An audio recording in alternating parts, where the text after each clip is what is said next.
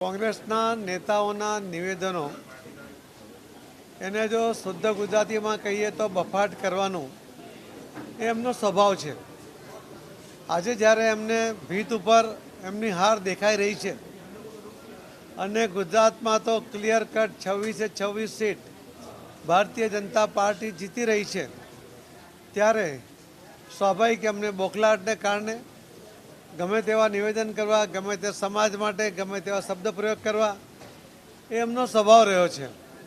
આપણે જોયું હશે કે ક્ષત્રિય સમાજ માટે પણ, રાજા મહારાજાઓ માટે પણ રાહુલ ગાંધીએ હમણાં 2 દિવસ પહેલાં પણ જે કહ્યું કે આ લોકો લૂંટ કરતા હતા, કોઈની પણ જમીન લૂંટી લેતા હતા, એમને કદાચ ઇતિહાસ ખબર નથી।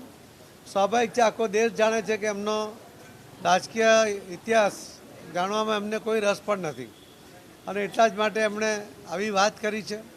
આજે પણ આ દેશને અખંડ ભારત બનાવવા માટેની જે કલ્પના હતી અને સરદાર વલ્લભભાઈ પટેલ એમણે જ્યારે ટહેલ નાખી ત્યારે ગુજરાતમાંથી ભાવનગરના સૌથી પહેલાં એમણે પોતાનું રજવાડું એ સરકારને આપી દીધું હતું અને ત્યાર પછી પણ બાકીના બધા જ લોકોએ 532 કે એનાથી વધુ આ રજવાડાઓ એ અખંડ ભારતના નિર્માણ માટે આ રાજા મહારાજાઓએ આપી દીધા હતા।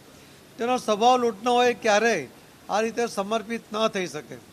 દેશ માટે સમર્પણની ભાવના એક ક્ષત્રિય સમાજની અંદર પણ જબરજસ્ત છે, પણ કોંગ્રેસને ક્યારેય એની કદર નથી।